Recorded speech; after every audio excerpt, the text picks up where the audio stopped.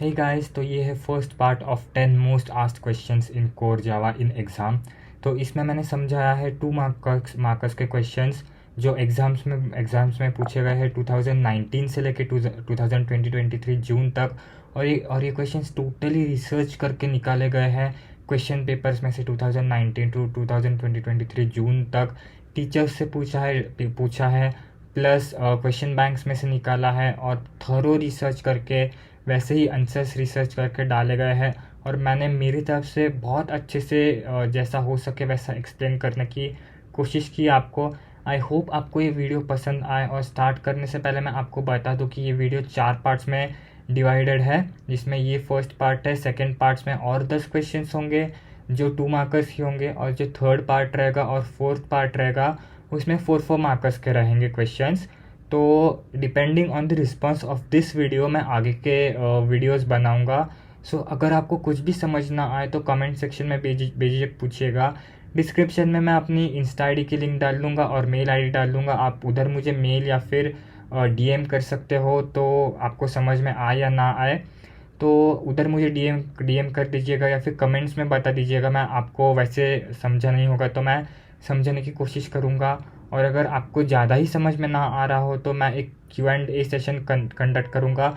वहाँ पे हम लोग डिस्कस करेंगे कि किसको क्या समझ में नहीं आ रहा है, क्योंकि जैसे ऑनलाइन हम डिस्कस करेंगे तो आपको और अच्छे से समझ में आएगा। तो मैं मेरी तरफ से फुल ट्राई करूँगा कि आपको अच्छे से समझा पाऊँ। तो आई होप आपको ये वीडियो पसंद आए। तो बिना कोई टाइम वेस्ट किए चलिए शुरू करते हैं। तो चलिए शुरू करते हैं हमारा 10 most asked core Java questions in exam. तो ये जो 10 क्वेश्चंस मैंने निकाला है ये है 2019 से लेके 2023 जून एग्ज़ाम में पूछे गए हैं। और ये तब अभी तक के सबसे एग्जामिनर के फेवरेट क्वेश्चंस है जो एग्ज़ाम में आते ही है। तो बिना कोई टाइम वेस्ट किए चलते हैं हमारे फर्स्ट क्वेश्चन की ओर, जो है why Java is a platform independent slash neutral language. Java platform independent या फिर न्यूट्रल लैंग्वेज क्यों है? उसका आंसर आप देख सकते हैं कि है Java is a class based object oriented simple programming language. It makes writing, compiling and debugging easy. It helps to create reusable code and modular programs. यानी कि जावा एक class based object oriented simple programming language है जो code लिखना, compile करना और debug करना easy करता है और कोई रीयूजेबल कोड बनाने में और मॉड्यूलर कोड्स लिखने में हेल्प करता है। डेफिनेशन इजी है, 2-3 बार पढ़ लोगे याद हो जाएगा। तो चलते हैं नेक्स्ट पॉइंट की तरफ, जो है Java is a platform independent because it uses virtual machine. ये बहुत इम्पोर्टेंट लाइन है, ये पॉइंट भी इम्पोर्टेंट है actually. Java virtual machine use करता है इसलिए वो प्लेटफॉर्म इंडिपेंडेंट है। और अगर इसको हम लोग सी से कंपेयर करें, C++ से, तो C++ प्लेटफॉर्म इंडिपेंडेंट नहीं है क्योंकि वो वर्चुअल मशीन यूज़ नहीं करता है। जावा प्लेटफॉर्म इंडिपेंडेंट इसलिए क्योंकि वो वर्चुअल मशीन यूज़ करता है।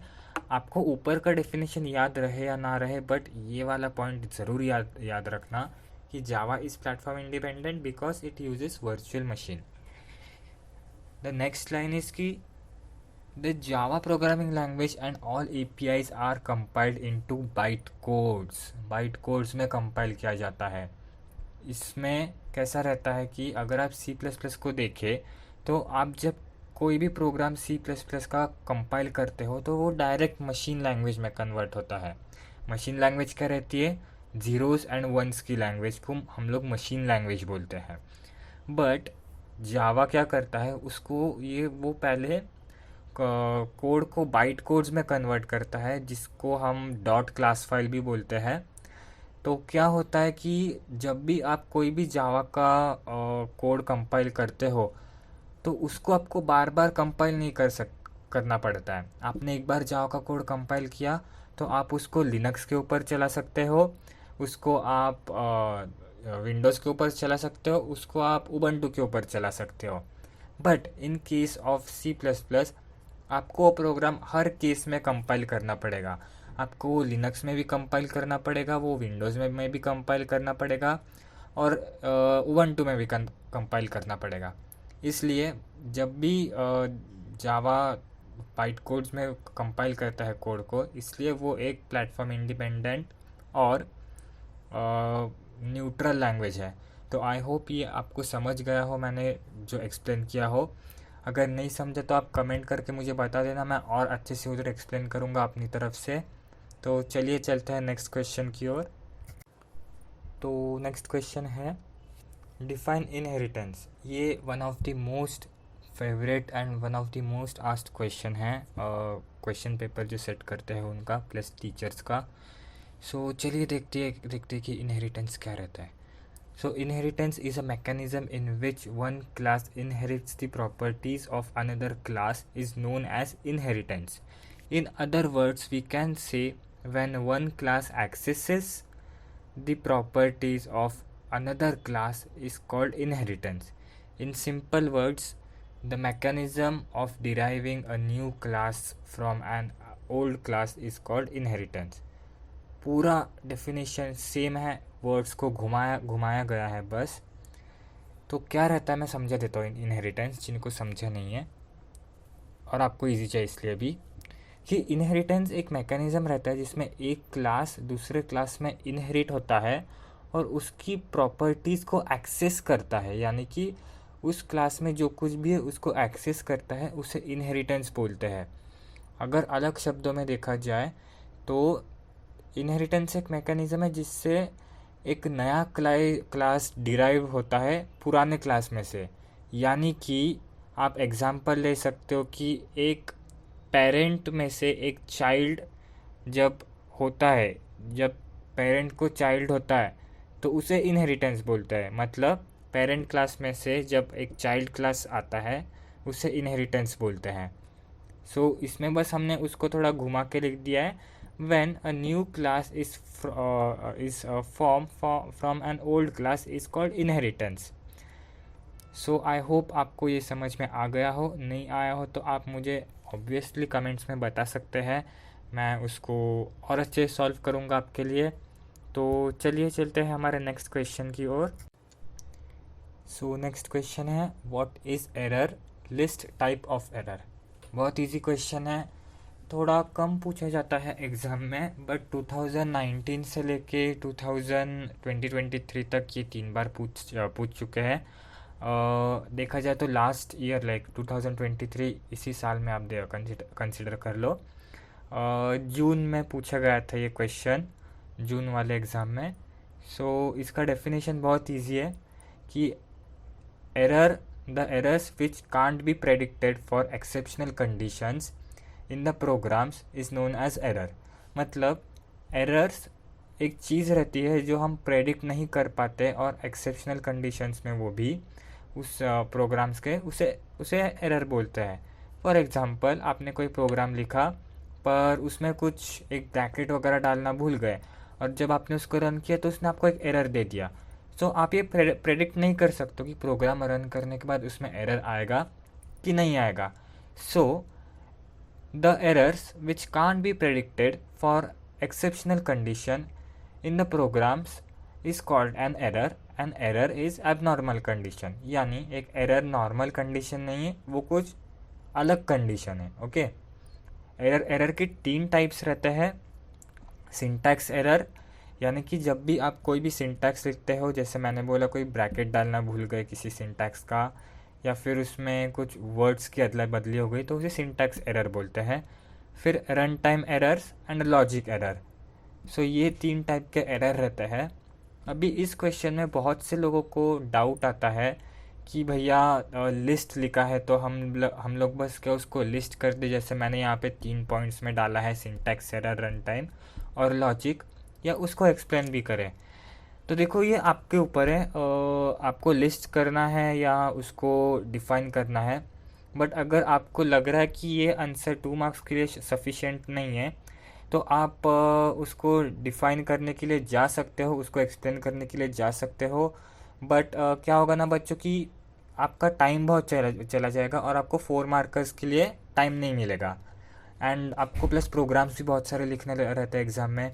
तो from my side I will recommend you to just list this error and go for the next question. तो बस लिस्ट करने से आपको इसमें 2 मार्क्स मिल जाएंगे। तो आप इसको अटेम्प्ट कर लेना ये क्वेश्चन आए तो।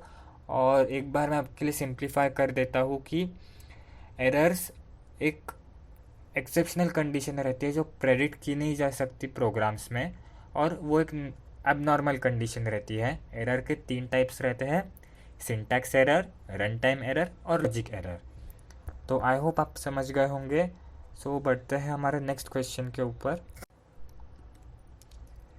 सो नेक्स्ट क्वेश्चन है, what is class and object.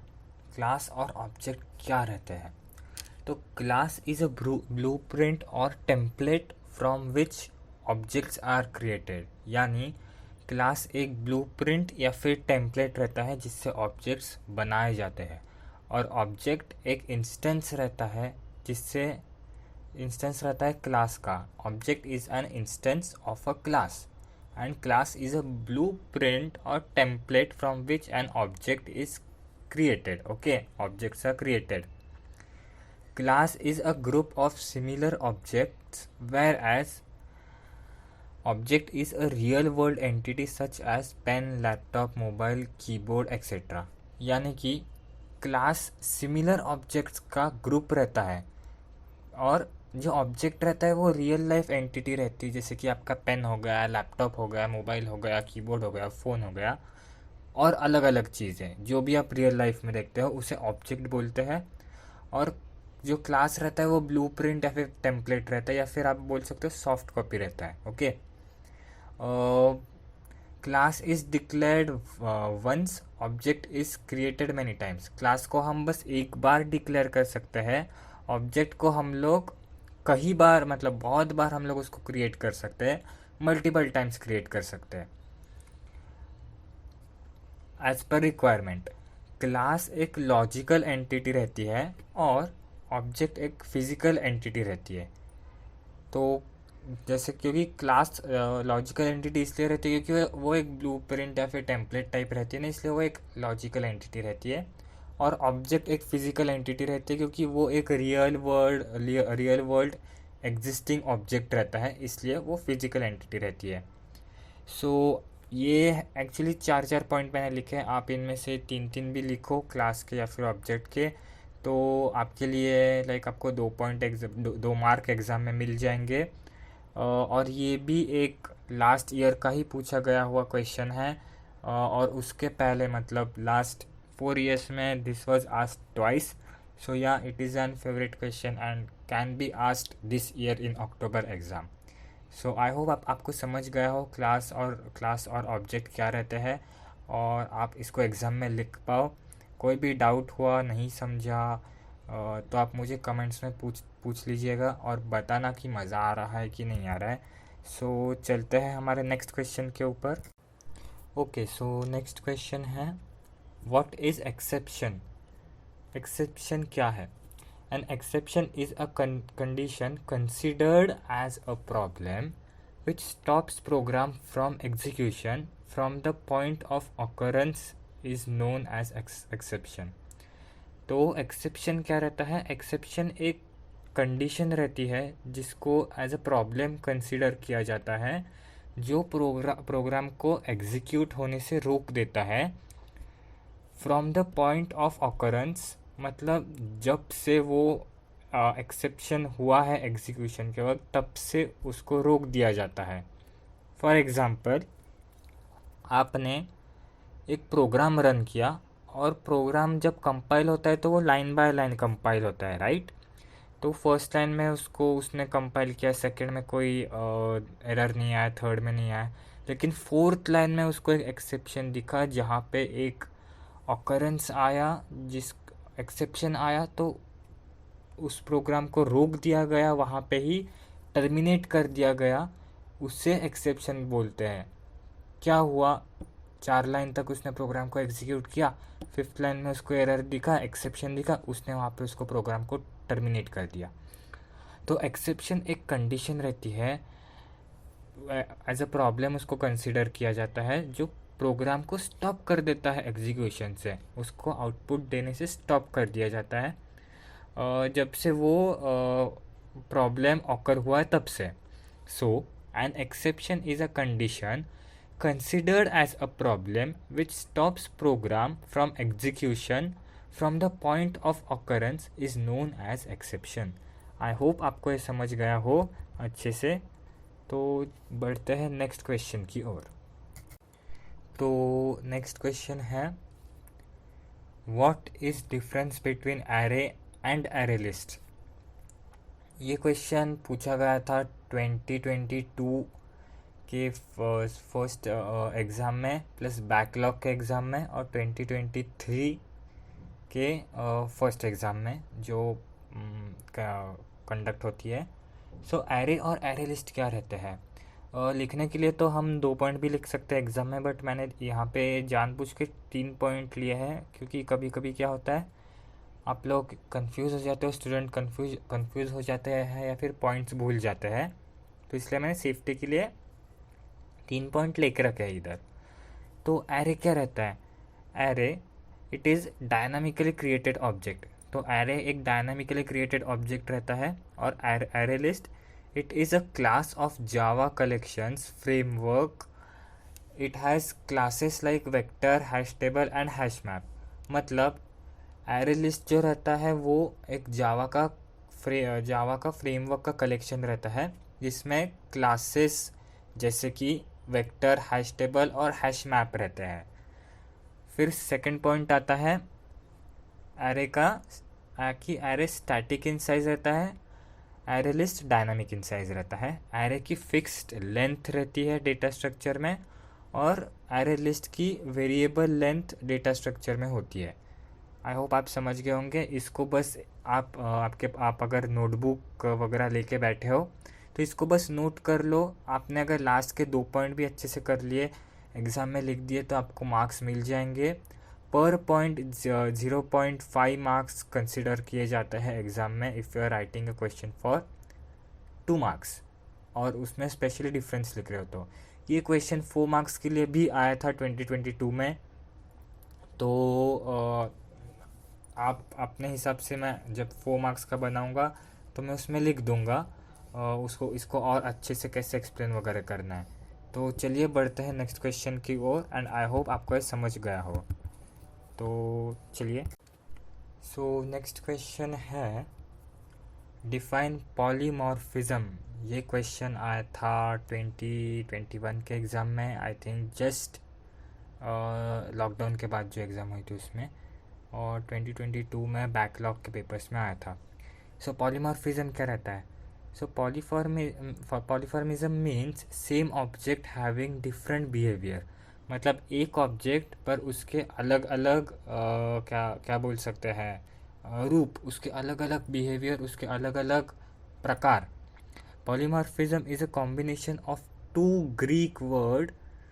One is poly means many. Poly मतलब बहुत सारा एंड मॉर्फिज्म मीन्स फॉर्म, मतलब कहाँ से.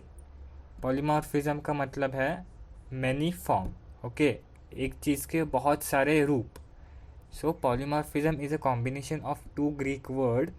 One is poly means many and another is morphism means form.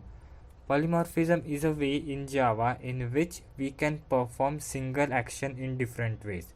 मतलब polymorphism को यूज़ करके हम लोग एक सिंगल एक्शन परफॉर्म कर सकते हैं पर डिफरेंट वेज में चाहे तो.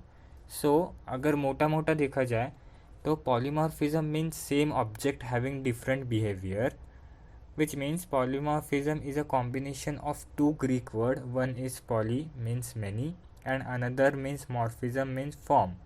Polymorphism is a way in Java in which we can perform single action in different ways. बहुत इजी डेफिनेशन है. अगर आपको ये क्लियर हो जाए कि पॉलीमॉर्फिज्म का मीनिंग क्या है, एक बार मैं वापस एक बार समझा देता हूँ. पॉलीमॉर्फिज्म का मीनिंग रहता है मैनी फॉर्म. एक चीज़ के बहुत सारे फॉर्म को पॉलीमॉर्फिज्म बोलते हैं. और पॉलीमॉर्फिज्म के डिफरेंट बिहेवियर रहते हैं, एक ऑब्जेक्ट के डिफरेंट बिहेवियर रहते हैं. प्लस पॉलीमॉर्फिज्म को यूज़ करके हम लोग सिंगल एक्शन परफॉर्म कर सकते हैं डिफरेंट वेज में. सो क्लियर करने के लिए मैं आपके लिए और एक बार डेफिनेशन पढ़ देता हूँ. Polymorphism means same object having different behaviour is known as polymorphism. Polymorphism is a combination of two Greek words.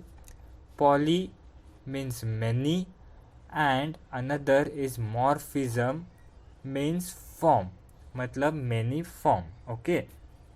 Polymorphism is a way in Java in which we can perform single action in different ways. Okay. I hope आपको ये समझ गया हो. और अगर आप इतना definition लिख के आते हो तो एग्जामिनर आपको 2 मार्क्स आग बंद कर दे देगा भाई.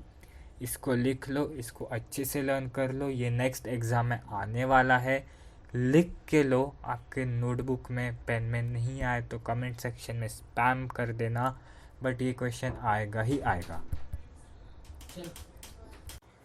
ओके, सो नेक्स्ट क्वेश्चन है explain static keyword. Static keyword क्या है? सो ये क्वेश्चन आया था एग्ज़ाम में, बट 2 या 3 ही बार आया था और एक साल के गैप में था. सो लाइक अगर एग्ज़ाम बैक के इसमें नहीं था बट मेन इसमें था. तो स्टैटिक कीवर्ड क्या है? Static keyword is for memory management. We can apply the static keyword with variables, methods, blocks and nested classes. The static keyword belongs to the class than an instance of a class. Okay. तो जो static keyword है ये memory management के लिए use होता है और हम इसको अप्लाई कर सकते हैं with the help of variables, methods, blocks and nested classes. Okay. और ये जो स्टैटिक कीवर्ड रहता है ये बिलोंग करता है क्लास को इंस्टेंस के अलावा. इंस्टेंस क्लास के अलावा ये बिलोंग करता है एक क्लास को, ना कि एक इंस्टेंस ऑफ अ क्लास को. सो अगर ऊपर से देखा जाए तो स्टैटिक कीवर्ड मेमोरी मैनेजमेंट के लिए यूज़ किया जाता है एंड हम उसको अप्लाई कर सकते हैं वेरिएबल्स, मेथड्स और ब्लॉक्स और नेस्टेड क्लासेस यूज़ करके. और स्टैटिक कीवर्ड एक क्लास को बिलोंग करता है than an instance of a class. I hope आपको ये समझ में आ गया हो. कोई डाउट हो तो मैं हर क्वेश्चन के बाद बोल रहा हूँ गाइज, आप बेझिझक होके पूछ लो वो डाउट कमेंट सेक्शन में, मतलब वो क्लियर हो जाए और आपको एग्ज़ाम के लिए भी कोई डाउट ना हो एंड आपकी एग्ज़ाम अच्छे से जाए. इसलिए चाहे वो क्वेश्चन कितना भी सिली हो, क्योंकि अगर आप इस वीडियो को देख रहे हो, आपका टाइम इन्वेस्ट कर रहे हो, तो it's my responsibility to solve your doubts. तो आई होप आपको ये समझ में आ गया हो. तो बढ़ते हैं नेक्स्ट क्वेश्चन की तरफ. ओके, सो नेक्स्ट क्वेश्चन है define keyword throw. Throw keyword को डिफाइन करो. So throw keyword is use to throw user defined और customize exception object to the JVM explicitly. Okay. For that purpose we use throw keyword. तो throw keyword का काम क्या रहता है कि एक यूज़र अपने हिसाब से एक्सेप्शन को कस्टमाइज करके उसको JVM में एक्सप्लिसिटली डिफाइन कर सकता है, बता सकता है, कस्टमाइज कर सकता है. तो उस पर्पज़ के लिए थ्रो कीवर्ड यूज़ किया जाता है. फॉर एग्ज़ाम्पल, अगर आपको कोई एक्सेप्शन थ्रो करना है कोई ऑब्जेक्ट या फिर कोई भी चीज़ को, तो आप उसको थ्रो कीवर्ड यूज़ करके कस्टमाइज़ कर सकते हो और उसको आप अपने प्रोग्राम में यूज़ कर सकते हो. तो इस चीज़ के लिए थ्रो कीवर्ड यूज़ किया जाता है और ये एक यूज़र डिफाइंड कस्टमाइज्ड एक्सेप्शन रहता है. सो इस चीज़ के लिए हम लोग थ्रो कीवर्ड का यूज़ करते हैं.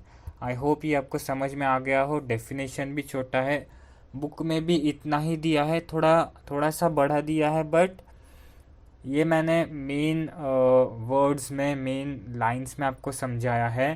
सो अगर इतना भी लिख दोगे तो एग्ज़ाम में आपको सफिशिएंट मार्क्स मिल जाएंगे.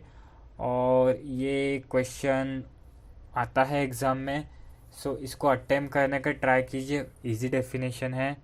सो बढ़ते हैं हमारे नेक्स्ट क्वेश्चन के ऊपर. ओके, सो हमारा लास्ट क्वेश्चन है जिसके ऊपर हम जा रहे हैं वो है why Java is not fully object oriented language. Java एक फुल्ली ऑब्जेक्ट ओरिएंटेड लैंग्वेज क्यों नहीं है। डेफिनेशन बहुत सिंपल है, इसका रीज़न बहुत सिंपल है, क्योंकि जावा is not fully object oriented language because it uses 8 data types which are char, which stands for character, float, boolean, int, which stands for integer, long, short and double, which are not object oriented. So ये जो keywords है char, float, boolean, integer, long, short and double, ये object oriented नहीं रहते हैं, ये इनमें कोई ऑब्जेक्ट नहीं रहता है और ये जावा में यूज़ किए जाते हैं। इसके वजह से जावा एक ऑब्जेक्ट ओरिएंटेड लैंग्वेज नहीं होती है। So why Java is not fully object oriented language. Java is not fully object oriented language because it uses 8 data types which are char, float, boolean, integer, long, short and double, which are not object oriented. So Java is not an object oriented language. Definition easy है और यही definition आप exam में लिखना, क्योंकि जितना content चाहिए उतना कंटेंट इसमें है। ज़्यादा उसको बढ़ाने में कोई पॉइंट नहीं है। इस क्वेश्चन के आंसर को इतना लिखोगे सफिशिएंट हो गया, एग्जामिनर को भी समझ गया कि ये क्यों ऑब्जेक्ट ओरिएंटेड नहीं है और इसमें सब कवर हो गया। सो मैं आपको गारंटी दे सकता हूँ कि ये लिखने के बाद आपको 2 मार्क्स मिल जाएंगे। So please go for it. I hope ये आपको समझ गया हो। मैंने इसको 2 बार एक्सप्लेन कर दिया है, प्लस आगे और एक लाइन ऐड कर दी है।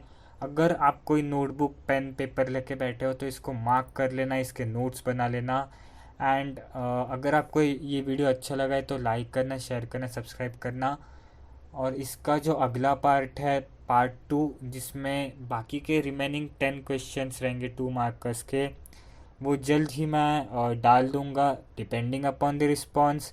एंड वीडियो कैसा लगा वो मुझे कमेंट सेक्शन में बता देना। और बाकी के जो पार्ट्स रहेंगे 4, 5, those will be of 4 markers.